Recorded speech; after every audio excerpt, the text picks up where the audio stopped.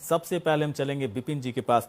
विपिन जी, आंकड़े आएंगे, मैं अपडेट भी कराऊंगा अपने दर्शकों तक। 5 बजे तक का आंकड़ा दे दिया है, अभी घंटे भर का आंकड़ा बचा हुआ है। हो सकता है कि 60% तक चला जाए तो बहुत अच्छी बात है।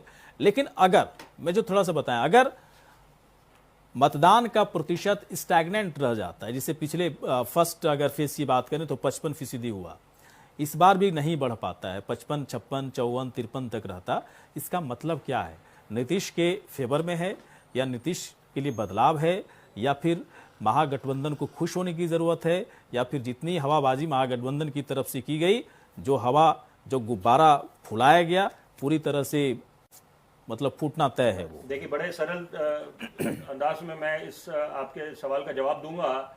विकल्प की कमी, देखिए ये मानना पड़ेगा। इस अगर आप ये निष्कर्ष निकालते हैं कि क्या कारण है कि अगर स्टैग्नेंट रहता है, वोटर टर्नआउट बढ़ोतरी नहीं होती, तो उसके क्या मायने होंगे। 100 बातों की एक बात, क्योंकि ये समझना पड़ेगा, क्योंकि विकल्प नहीं है, दूसरा कोई विकल्प समझ नहीं आता जनता को। क्योंकि महागठबंधन पे भी भरोसा जताना लोगों के दृष्टिकोण से कि आप महज बोल दें कि 10 लाख रोजगार मिलेंगे, तो साथ साथ जनता जो है, जनता जनार्दन जिसको बोला जाता है, वो आपके पिछले कार्यकाल को भी याद करती है कि आप एकाएक इतना जमीन आसमान का अंतर कैसे आ सकता है।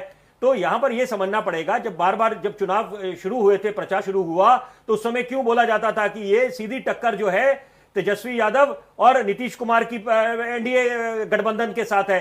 तो यहां पर यह समझना पड़ेगा कि लोगों के गले उतरती नहीं है बातें कुछ, तो इसलिए विकल्प का क्योंकि अभाव है, तो आप भले ही वोटर टर्नआउट की प्रतिशत जो भी संख्या में निकल के आए अभी, वो एक अलग बात है, उसकी अपनी अलग अहमियत है। लेकिन इस समय एक विकल्प का अभाव कि और कोई चेहरा समझ नहीं आता, क्योंकि आप ये कहें कि चिराग पासवान या